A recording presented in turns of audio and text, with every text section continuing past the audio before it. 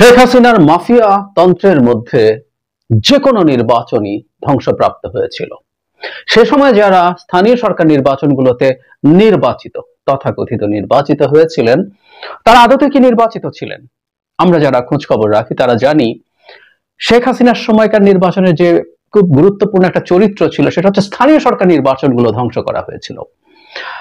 গতকাল খুব কিউরিয়াস একটা সমাবেশ হয়েছে, সম্মেলন হয়েছে। সেখানে বৈষম্য বিরোধী ছাত্র আন্দোলন এবং নাগরিক কমিটির নেতারা শেখ হাসিনার সময়কার কাউন্সিলরদের অনেককে ক্ষমতায় রেখে দিতে চাইছেন, এবং সেটা কিসের বিনিময়ে, সেই বিনিময়টাও তারা বলেছেন। সেই জায়গাটা নিয়ে একটু কথা বলতে চাই। তার আগে একটা নির্বাচন নিয়ে জেনারেলি যে আলাপটা আমরা করেছিলাম, শেখ হাসিনার সময় স্থানীয় সরকার নির্বাচন যখন প্রসঙ্গ আসতো তখন একটা আলোচনা খুব ক্লিয়ারলি সবসময় আসছে, সেটা হলো এমনকি এরশাদের সময়ও স্থানীয় সরকার নির্বাচনগুলো ভালো হতো। মানে উপজেলা পরিষদ, ইউনিয়ন পরিষদ অনেক পুরনো।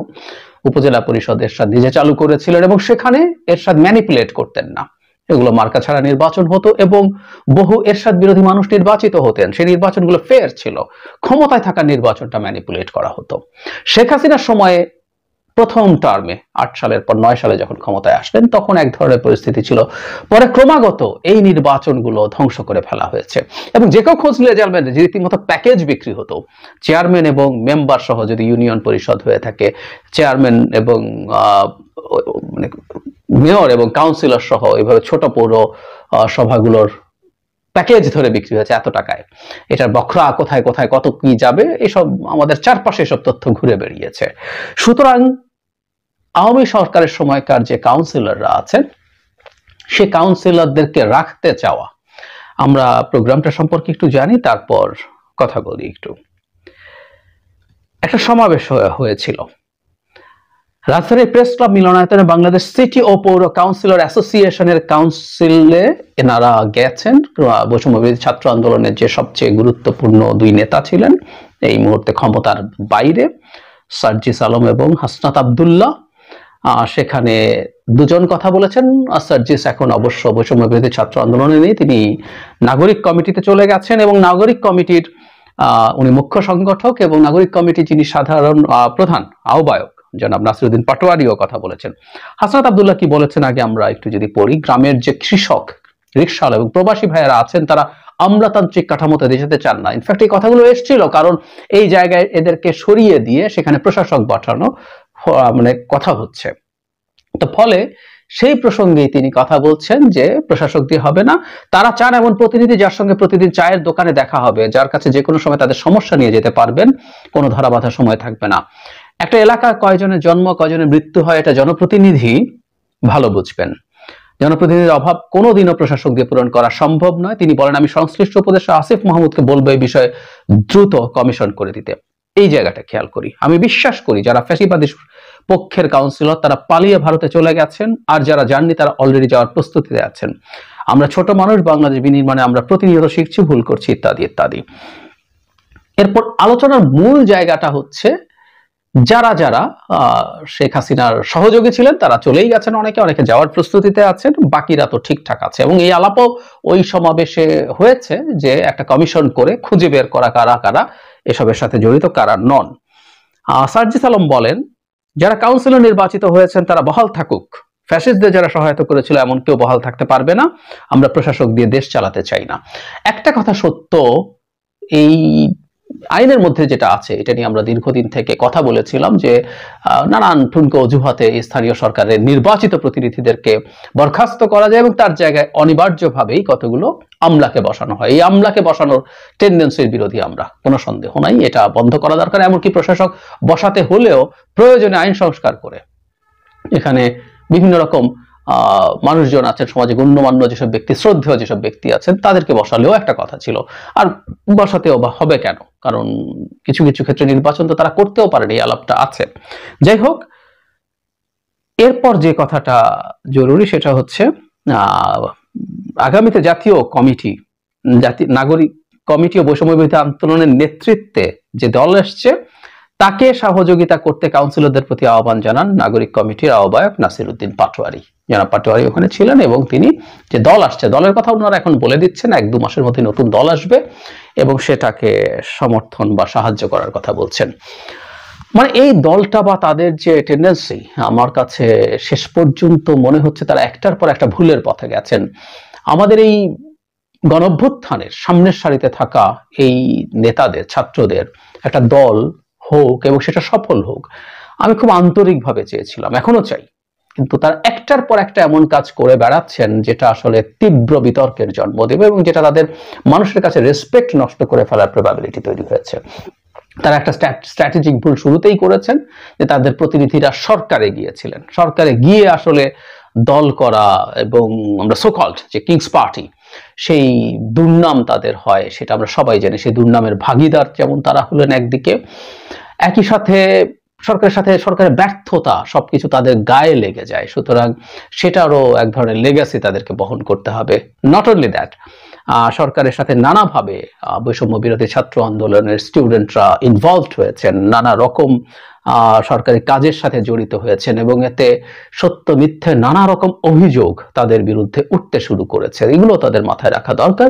এগুলো প্রত্যেকটা সমস্যা তৈরি করেছে এবং তারা দেরি করে ফেলেছেন। অলরেডি 4 মাস পার হয়ে গেছে, সেটা 5-6 মাসের মধ্যে গিয়ে যদি হয়, প্রাথমিক যে আবেগ মানুষের সেটা থিতিয়ে উঠতে শুরু করেছে, সেটাও সঠিক সময় না। কিন্তু তার চাইতেও জরুরি কথাটা হচ্ছে এখন যে তারা যখন এই ধরনের বিতর্কে ঢুকবেন, মানে কাউন্সিলররা থাকবেন, যাচাই বাছাই করে রাখবেন এবং তাদেরকে, তাদের দলকে সাহায্য করবেন। এর রিডিং বিটুইন লাইনস হচ্ছে আসলে আমরা বুঝে নিতে পারি যে আপনি খুঁজে খুঁজে বের করে মোটা দাগে দেখানোর চেষ্টা করবেন যে, আমি অন্তত তাই বুঝেছি, এটা ভুল হতেও পারে কিন্তু আমার আন্ডারস্ট্যান্ডিং হচ্ছে এরকম, আপনি খুঁজে বের করবেন যে একেবারে অত্যন্ত ম্যাসিভলি যারা ইনভলভ ছিল না, এর বাইরে যারা তুলনামূলকভাবে কম আওয়ামী লীগ এবং তুলনামূলকভাবে কম মাঠে নেমেছে গণঅভ্যুত্থানের সময়ে, তাদেরকে রেখে দেয়া এবং তাদেরকে রেখে দেওয়ার শর্ত হয়তোবা, এই ইন্টারপ্রিটেশন অনেকেই করছেন, আমারও সেরকম ইন্টারপ্রিটেশন, যে তাদের যে নতুন দল হতে যাচ্ছে সেটাই তাদেরকে নেয়ার চেষ্টা করা। এটা একটা অঙ্ক হিসেবে সামনে দাঁড়াতে পারে।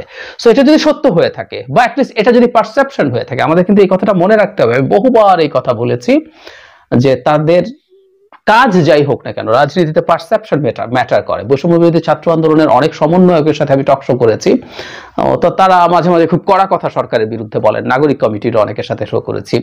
তো আমি ধারণা করি এটা বলার উদ্দেশ্য হচ্ছে যে তারা দেখাতে চান যে তারা সরকারের সাথে নেই, তারা কিংস পার্টি নন। কিন্তু তাদেরকে একটা কথা সামনাসামনি বলেছি, সেটা হলো রাজনীতিতে পারসেপশন ম্যাটার করে।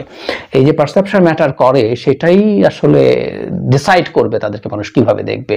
সুতরাং এই কাউন্সিলররা কতটা শেখ হাসিনা বিরোধী বা শেখ হাসিনার পক্ষের না, আপনি যতই যাচাই বাছাই করুন আর যাই করুন, এদের সাথে আপনি বহাল করার জন্য কাজ করছেন এবং ওদের কাছে দল তৈরিতে সাহায্য চাচ্ছেন। এবং আমরা ধরে নিতে পারি দল যখন তৈরি হবে, তারা যেহেতু এদেরকে সার্টিফাই করবেন যে এনারা শেখ হাসিনার রেজিমের সহযোগী ছিলেন না, তাদের অনেককেই নিবেন, কারণ তাদের অনেকেই বেশ পাওয়ারফুল ইন অল টার্মস, তাদের ফিনান্সিয়াল ক্যাপাবিলিটি আছে, তাদের অনেকের লোকজনের সাথে ভালো যোগাযোগ আছে, তারা চাইলে লোক জড়ো করতে পারেন। কাউন্সিলরদের অনেকেরই এই ধরনের সক্ষমতা আছে এবং অনেকেই পারবেন। ইনফ্যাক্ট আওয়ামী লীগের যদি সফটওয়্যার মানে কম খারাপ ধরনের নেতাও হয়ে থাকেন, তারা যদি ডাক দেন তাদের বহু লোকজনকে আনতে পারবেন। এবং অনেক কর্মী আছে যাদের গায়ে আওয়ামী লীগের সিল এত নেই, সুতরাং পারসেপশন তৈরি হতে পারে যে এই ধরনের আওয়ামী লীগকে নিয়ে তারা তাদের দলটাকে তৈরি করার চেষ্টা করছেন।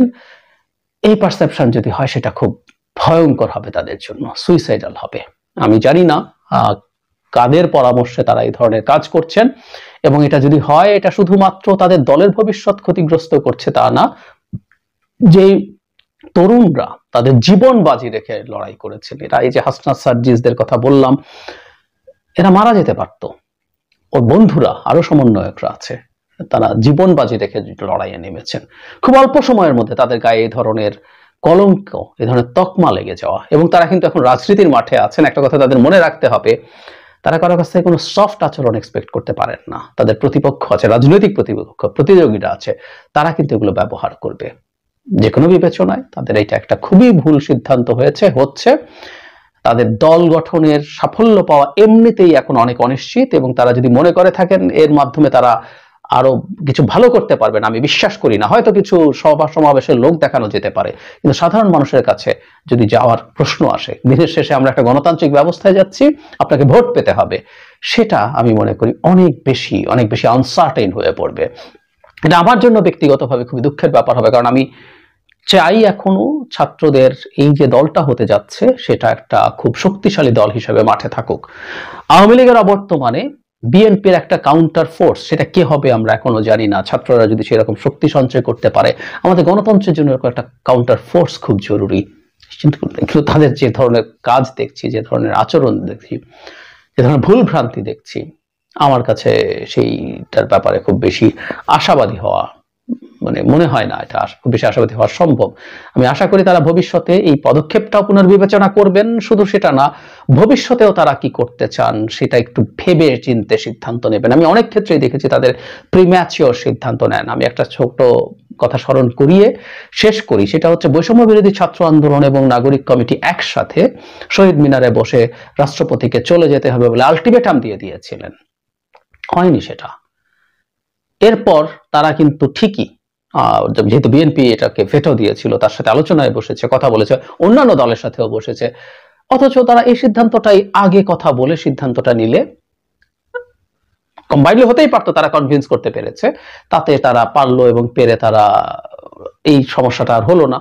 আর যদি দেখতো যে এটা করছে না, তাহলে তারা আর এই আলোচনাতেই যেত না। কিন্তু এই যে ঘোষণা দেওয়ার পর করতে না পারা, এটা তাদের এক ধরনের ফিলিং অফ ডিফিট তাদের সামনে নিয়ে এসছে, জনগণের সামনে তাদের ব্যর্থতা হিসাবে এসছে। এই ভুলগুলো হচ্ছে। সো ভবিষ্যতে তারা যেন এই ধরনের কাজ ওভাবে না করে ওঠেন। যেমন সেদিনই ঘোষণা করেছিলেন সেকেন্ড রিপাবলিকের প্রক্লেমেশন করতে হবে, সংবিধান স্ক্র্যাপ করার ঘোষণা দিতে হবে। আমি জানি না ওগুলোর জায়গায় তারা এখনো আছেন কিনা, কিন্তু সেটা একটু দেখার ব্যাপার হবে যে সেটা যদি না হয়ে থাকে তাহলে এই যে বলে দিলেন কিন্তু হলো না, আবার যদি সেটাকে চেঞ্জ করতে যান, সেটাও চেঞ্জ করার জন্য যথেষ্ট সঠিক স্টেপ কিনা, সেগুলো সবকিছু তাদের ভেবে করা উচিত। ভবিষ্যতে যথেষ্ট ভাবনা চিন্তা করে তাদের কাজ করা উচিত। একটা কথা তাদের বুঝতে হবে, তাদের বয়স কত সেটা আসলে এখন আর ম্যাটার করে না। আপনি রাজনৈতিক দল করছেন মানে আপনি রাজনৈতিক দলের উদ্দেশ্যই হচ্ছে ক্ষমতায় যাওয়া, আপনি ক্ষমতায় যেতে চান, দেশ চালাতে চান, সুতরাং আপনার বয়স কত, এই বয়স